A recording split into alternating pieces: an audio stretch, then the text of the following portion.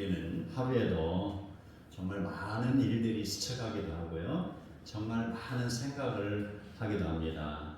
자, 그런 생각들 가운데 어떤 사람은 매우 많은 걱정에 쌓이는 사람이 있고요. 어떤 사람은 매우 많은 사람 원망하는 사람이 있고요. 어떤 사람은 기쁘게 노래하는 사람이 있습니다. 그리고 찬송을 부르는 사람이 있습니다. 자, 이제 우리는 노래로 내용이 귀결이 됩니다. 자, 노래와 찬송이 있어요. 자, 노래와 찬송의 차이점이 과연 무엇이 있을까요? 자, 세상의 노래, 그런 노래들은 주로 사랑과 희망과 이별의 아픔을 고백하기도 하죠. 자신이 지친 마음을 위로받기도 하고 잊혀진 추억들을 떠올리기도 합니다. 어떤 문화 속에서, 어떤 자연 속에서 그 아름다움을 생각해내기도 합니다. 노래를 부르면서 잠시 동안이나마 지친 삶의 무게를 내려놓기도 하지요.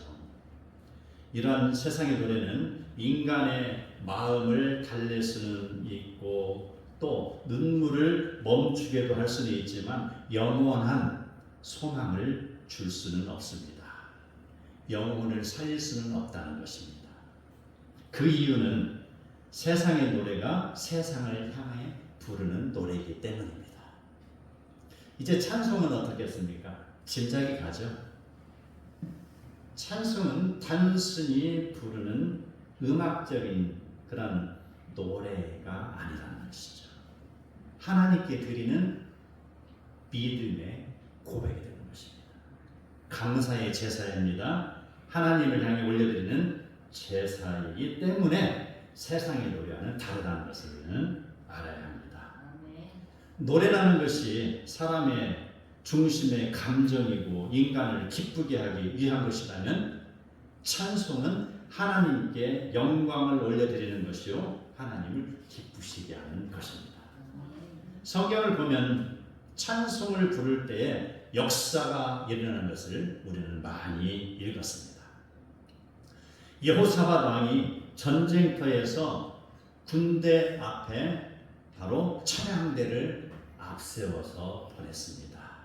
그랬을 때 하나님이 그 전쟁에서 이기게 하신 것, 하나님의 군대가 앞서 가서 싸워주신 것이죠. 그래서 성경은요, 찬양을 단순한 음악으로 보기보다는 영적인 무기라고 이야기도 합니다. 오늘 본문에 나오는 사도행전 16장 본문의 내용들, 이 말씀을 통해서 우리는 바로 이 찬양의 가치에 대해서 한번 알아볼 필요가 있습니다.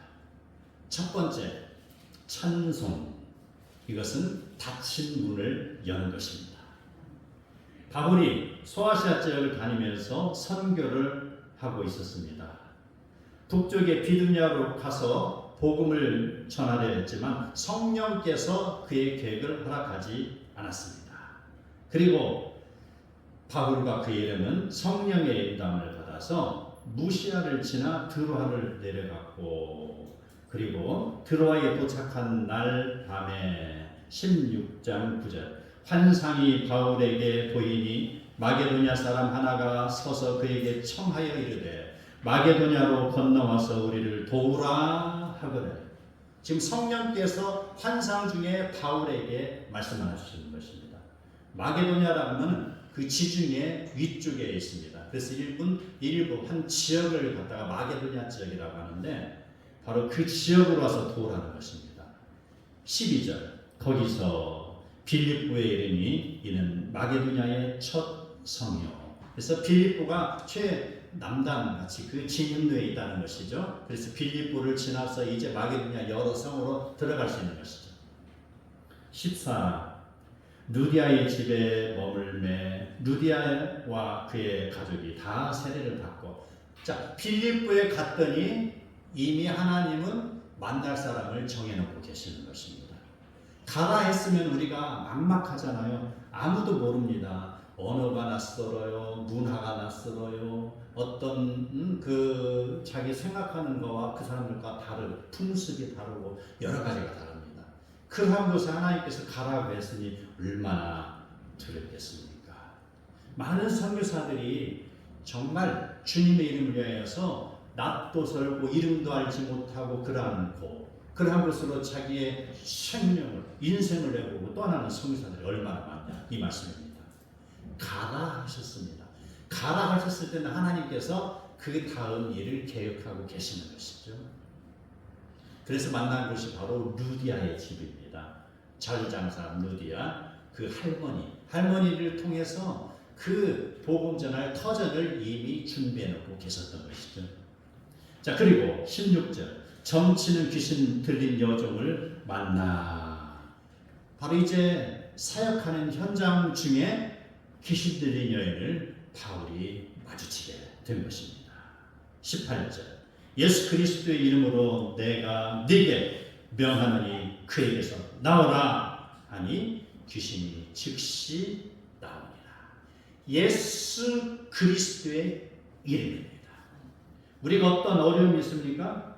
인생의 질고가 있습니까? 내가 나의 힘으로 할 수 없는 어떤 상황이 있습니까? 예수 그리스도의 이름으로 기도하시기 바랍니다. 능력의 하나님이 도우실 것입니다. 그렇게 했을 때 여종의 주인이 자기의 수익이 끊어진 것을 보고 바울과 실라를 붙잡아 관리에게 넘겼습니다. 점치는 일을 이제 못하게 됐잖아요.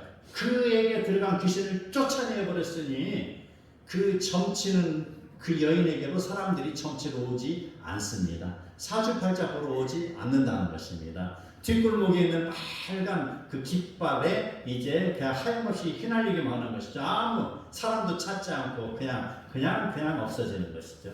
수익이 떨어졌다는 것이죠.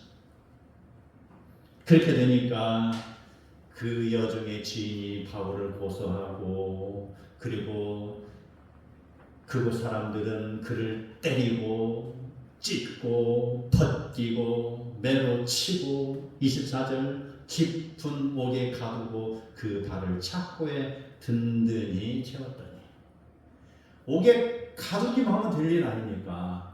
그렇잖아요. 그런데 옥에 가둔 것도 모자라서 어째요? 양손과 양발에 수갑을 채웠다는 것이죠. 이게 그의 착고를 채워서 꼼짝달싹 못하게 어떻게 해요? 2중 3중으로 그 사람을 지금 목재고 있어요. 결박해 놓았다는 것입니다. 이게 바로 오늘 말씀 들어가기 전에 이루어지는 배경입니다. 그런 상황을 여러분과 나눴습니다. 자, 이 상황 속에서 우리가 한 가지 질문할 것이 있어요. 하나님, 제가 성령의 인도함을 받아서 빌립보까지 왔습니다. 그런데 또 성령의 인도함을 받아서 점치는 귀신 들린 여종을 고쳐줬습니다. 귀신을 내쫓았습니다. 그런데 왜 저에게 이러한 고난이 옵니까? 라고 말합니다. 그런 질문을 할 수 있죠. 누구에게나 이런 질문을 할 수 있는 그런 상황은 됩니다. 자, 바울은 어떻게 그 상황을 받아들였을까요? 예수 그리스도의 이름으로 일을 하였는데 감옥에 갇혔습니다. 매를 맞았습니다. 쇠사슬에 채워졌습니다. 그럼에도 불구하고 바울은 원망하지 않았다는 것을 알아야 됩니다. 하나님을 원망하지 않았다는 것. 하나님의 어떤 계획이 있으시겠지라는 것입니다. 분명히 예수의 이름으로 행한 일에는 결과가 주어지는 것입니다. 그 결과가 다 드러나기 전까지는 섣부른 판단은 금물입니다. 25. 한밤중에 바울과 실라가 기도하고 하나님을 찬송하매라고 했습니다. 여기서 우리가 주목할 건 한밤중입니다. 바로 밤은 어둠에 쌓인 시간입니다. 어떤 희망도 없는 시간입니다. 두려움을 계속해서 증폭이 되고 그 시간에 두려움 속에서 이러한 저러한 생각들이 끊임없이 나를 두렵게 만드는 것이죠. 점잖은 신사라도 사람이 보이지 않는 밤이면은 인간의 본성이 드러나잖아요. 그래서 길에 가다가 신뢰하기도 하고요. 사탄이 바로 이러한 속성을 잘 압니다. 바로 어두운 그 시간대에 그의 마음이 충분히 지금 정도에서 무너졌을 거다 하는 그 그 시간에게 그 두려움을 계속해서 집어넣고 있었을 것입니다. 두려움을 붙이고 있죠. 그랬을 때에 바울과 실라는 어떻게 했을까? 지금 자기의 상황은 나아진 것이 아무것도 없죠. 그럼에도 불구하고 그들이 택한 것은 좌절이나 원망이 아니었습니다. 전능하신 하나님께 기도하고 찬송하는 것이었습니다. 찬송을 부르다는 것, 찬송, 헬라어로 힘노스인데 동사형으로 보면 힘내오라는 것입니다. 그래서 찬양의 노래를 부르다, 합창으로 하나님을 찬양하다 이런 의미가 있습니다. 세상의 노래와는 차이가 있죠. 바로 그런 뜻을 가진 찬송, 그 찬송을 하나님께 불렀습니다. 자, 이러한 찬송은 똑같은 단어로 쓰인 게 시편 43장 3절에 나옵니다. 새 노래로 우리 하나님께 올릴 찬송을 내 입에 두었으니 그 찬송 바로 힘내어. 이사야 42장 10절 여호와께 새 노래로 노래하며 땅 끝에서부터 찬송하라라고 했습니다. 그래서 찬송하고 또 하나님 앞에 다가서는 그 모습, 바로 똑같은 언어 찬송을 쓰였습니다. 찬송은 하나님이 주신 명령입니다. 그래서 바울과 실라가 부른 찬송은요, 세상에 흥을 돋우는 그러한 노래가 아니었습니다. 자기의 몸과 마음과 정성을 다하여 하나님께 올려드리는 영광의 찬송이었습니다. 찬송을 부르면 역사가 일어나는 것을 알으시기 바랍니다. 26절 이에 갑자기 큰 지진이 나서 옥토가 움직이고 문이 곧 다 열리며 모든 사람의 매인 것이 다 벗겨진지라. 역사를 경험하시기 바랍니다. 하나님이 드디어 환경을 바꾸고 계시는 것입니다. 여호수아의 군대가 기도하고 함성을 지르며 그 여리고성에 다가섰을 때에 여리고성이 무너진다. 함성입니다. 찬송의 능력입니다. 여호사밧 왕이 전쟁터에서 군대보다 찬양대를 앞섰을 때 하나님이 이기게 해주신 것처럼 바울과 실라가 찬송을 부르니 그때부터 역사가 터져나는 것입니다. 지진이 일어났죠. 목터가 움직였습니다. 문이 다 활짝 열렸습니다. 그래서 모든 사람을 매었던 착고가 착착착착 다 풀려나가게 된 것이죠. 바로 찬송을 부르시기 바랍니다. 나의 힘으로 할 수 없는 어떠한 상황에 내가 닥치거든 찬송을 부르시기 바랍니다. 찬송에 능력이 있는 줄 아시기 바랍니다. 두 번째, 찬송은 사람을 살리기도 합니다. 찬송. 우리가 남북전쟁하면 미국에 일어났던 거 잘 알고 있죠. 바로 그때에 아키라 데이비드 생키 이 사람의 일화가 지금도 유명하게 내려오고 있습니다. 북군으로 참석했던 생키가 자기의 진지에서 어느 날 보초를 서고 있었습니다. 그런데 그가 보초를 서고 있는데 그를 향해서 반대 진영에 있는 남군 그 한 사람이 생키를 향하여서 총을 겨누고 있었습니다. 그리고 방아쇠를 당기려고 손가락을 집어넣고 있는데 그 남군의 귀에서 은은하게 들려오는 찬송 소리가 있었어요. 그게 바로 생키가 불렀던 찬송가입니다. 선한 목자 되신 우리 주, 이 찬송을 부르기 시작하니 남군의 병사는 그 찬송 소리를 듣고서 갑자기 총구에서 손을 떼기 시작했습니다. 왜 그랬을까요? 그의 어머니가 어렸을 때부터 들려주었던 찬송 소리입니다. 찬송이 그의 마음을 지금 깨우고 있었습니다. 그리고 북군에 대한 징후를 녹이고 그 총을 내려놓게 만든 것입니다. 이제 남북전쟁이 끝나고 어느 날입니다. 생키가 무리와 함께 델라웨어 강의 증기선을 타고 그 위에서 그때 불렀던 찬송을 부르고 있었습니다. 많은 사람들, 그 관광객들을 향해서 지금 복음을 선상에서 전하고 있는 것입니다. 그랬을 때 찬송이 다 끝나자 어떤 한 사람이 생치에게 다가왔습니다. 혹시 남북전쟁 당시 당신은 북군으로 어느 지역에서 근무를 한 적이 있습니까? 라고 물어보는 것입니다. 달이 밝은 어느 날 밤에 당신이 포초를 섰던 그 자리를 향해서 나는 당신을 향해서 총을 겨누고 있었습니다. 내가 가진 총구를 당신을 향해서 총조준하고 있었습니다.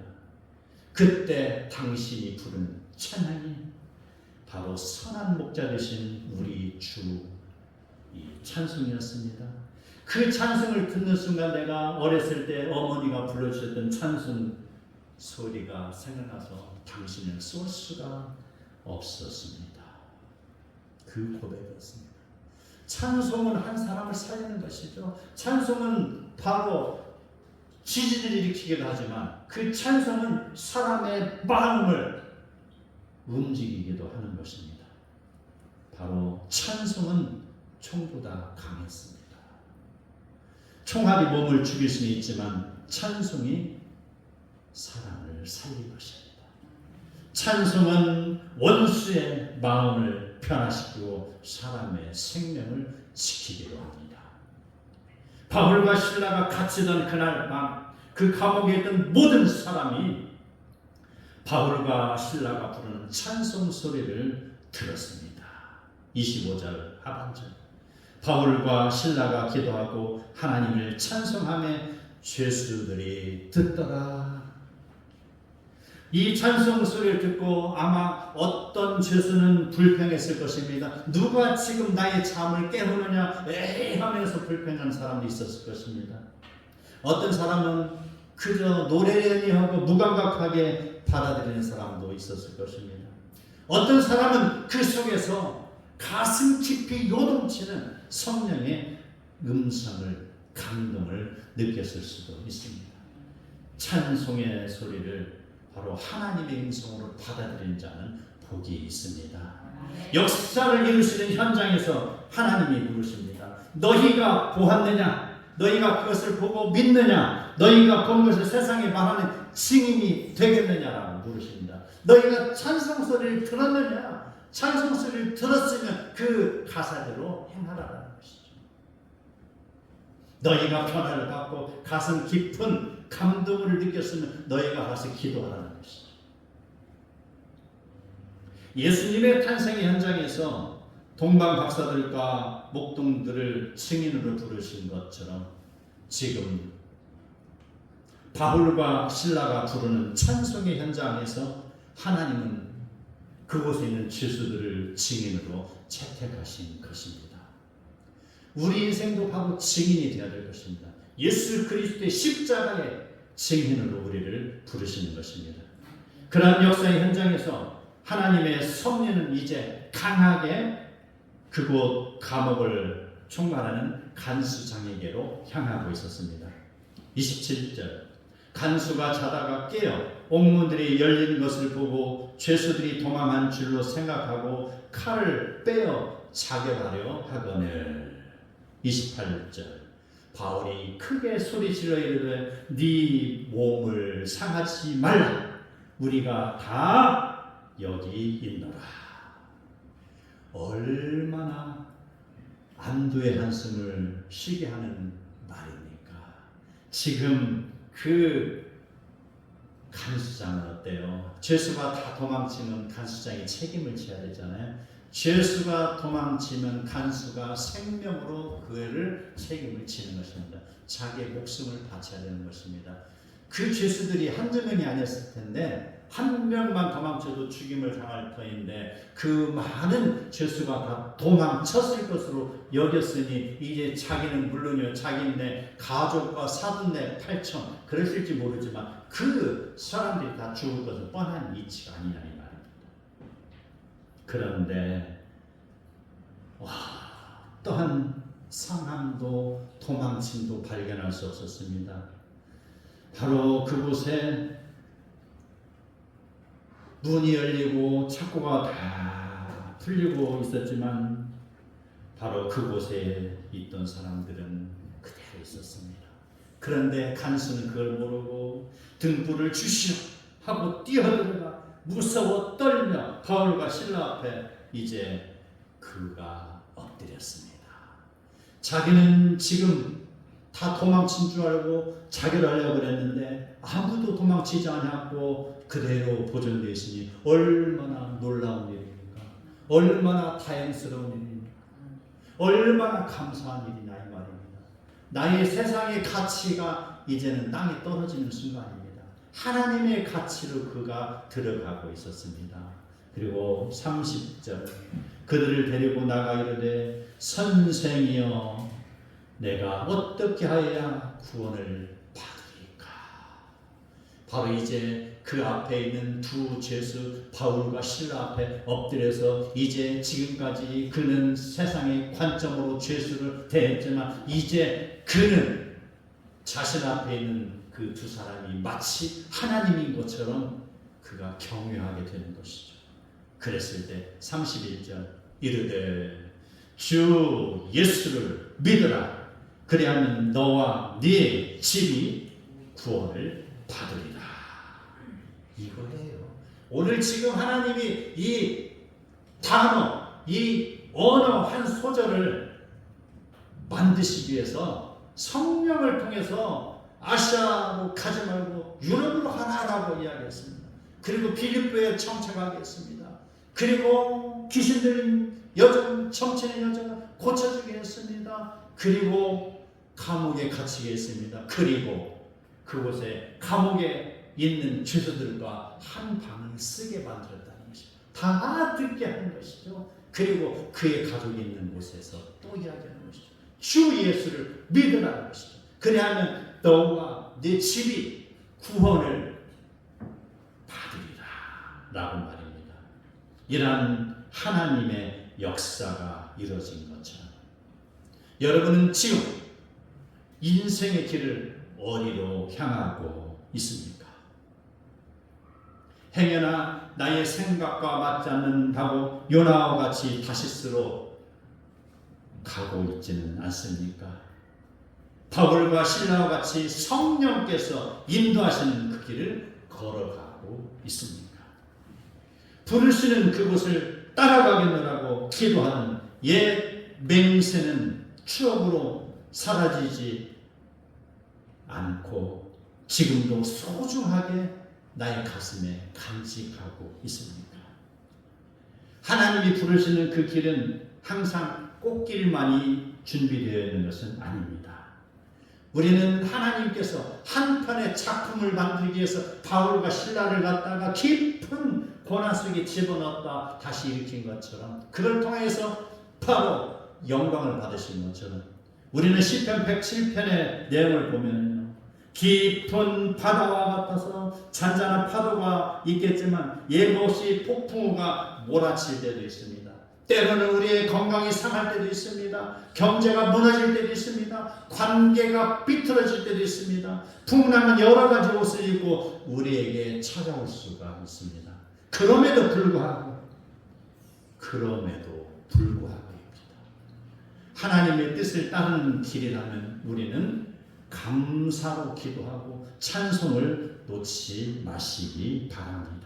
아멘. 지금까지 지켜주신 은혜에 감사하시기 바랍니다. 아멘. 바다에서 일어나는 파도를 이길 어떠한 인간도 없지만 파도를 다스리는 하나님을 의지하는 자는 살아남을 것입니다. 아멘. 그리고 하나님께 부르짖고 따르는 자를 하나님은 평안의 항구로 인도하십니다. 아멘. 어떤 환난과 역경이 몰려온다 할지라도 하나님을 의지하고 따르며 찬양으로 다가서시기를 바랍니다. 아멘. 세 번째, 찬송으로 이제 하나님을 만나시기 바랍니다.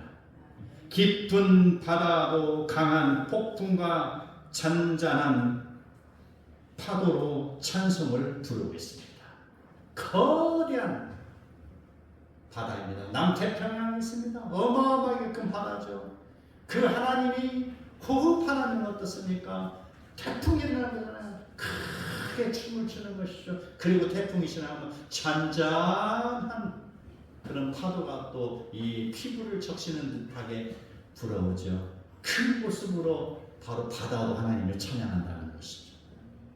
높은 산이 바로 물창한 나무들이 바람이 불면 어떻습니까? 일제히 춤을 추잖아요. 그래서 샤 하고 찬송을 부르지 않습니까? 레바논의 백향목도 마찬가지입니다. 우리 충주에 있는 그 높은 산들 거기에 아카시아도 꽃을 필 때도 밤고 수많은 수중의 나무들이 꽃을 피면서 또 바람이 불면 어떻습니까? 춤을 추고 있습니다. 춤을 추면 벌로 통달아서 춤을 추고 따라다니잖아요. 꿀냄새를 맡고 말입니다. 넓은 들판의 꽃들로 춤을 춥니다. 햇살 안에서 꽃을 피고 너울너울 그 들판마다 꽃을 피우며 춤을 추고 있어요. 하나님께 찬송을 올려드리는 것입니다. 우주 만물을 만드시고 이끌어 주신 하나님께서 모든 것을 통해서 찬송을 받기를 원하십니다. 찬송을 불러도 되고 부르지 않아도 되는 것은 아닙니다. 찬송은 인간이 하나님께 올려드릴 기도와 간구와 영광의 가사를 곡주에 맞춰서 부르는 것입니다. 이사야 43장 21절 머릿속에 기억하시기 바랍니다. 꼭 기억하세요. 여기를 보면은요, 바로 하나님께서 인간을 만드신 목적이 나옵니다. 바로 찬송을 받기 위해서 만들었다고 기록되어 있습니다. 찬송을 부르시는 곳에 역사가 일어나니 우리는 날마다 찬송을 부르시기 바랍니다. 시편 108편 1절입니다. 하나님이여 내 마음을 청하여 싸우니 내가 노래하며 나의 마음을 다하여 찬양하리라 라고 말입니다. 어떠한 환경도 지금 편한 것이 아무것도 없습니다. 바울과 신라가 옥에 갇혀있던 것처럼 여기에 있는 지금 다윗도 사울에게 쫓겨서 지금 죽음 위기에 있는 어떠한 것도 나아지지 않은 상황에서 그는 하나님께 부르짖고 있잖아요. 하나님이 행해 주실 것을 믿으며 말합니다. 그래서 내 마음을 청했사오니 나는 앞으로 어떤 일이 당한다 할지라도 내 마음은 청했습니다. 나는 하나님을 찬송할 것입니다. 이러한 모습들 우리는 하나님을 찬양하며 살아가는 성도의 삶을 사시기 바랍니다. 이런 찬양하는 삶이 나의 삶이 됐을 때 나를 향한 적군의 총구는 땅에 내려질 것입니다. 나를 채운 착고는 풀려서 땅에 떨어질 것입니다. 그리고 하나님께서 나의 삶의 깊은 곳에 방문하셔 나의 삶을 이끌어 가실 것입니다. 마른 땅이 변하여 샘물이 되게 하시고 광야가 변하여 못이 되게 하심으로 그곳에서 우리는 포도나무를 심고 풍성한 포도 열매를 수확할 것입니다. 찬송을 부르시기 바랍니다. 새들도 노래할 것입니다. 찬송을 부르시기 바랍니다. 영혼의 꽃들이 피어날 것입니다. 새 노래로 여호와를 찬송하시기 바랍니다. 생명을 주시는 하나님께 찬송을 올려드리시기 바랍니다. 그러면 하나님이 기쁨으로 받으실 것이고 천사들로 화답을 하실 것입니다. 그는 우리를 지으시니요 우리는 그의 것이니 그의 백성이요 그의 기르시는 양이로다. 감사함으로 그의 문에 들어가며 찬송함으로 그의 궁정에 들어가는 복된 성도들이 다 되시기를 축복합니다. 아멘.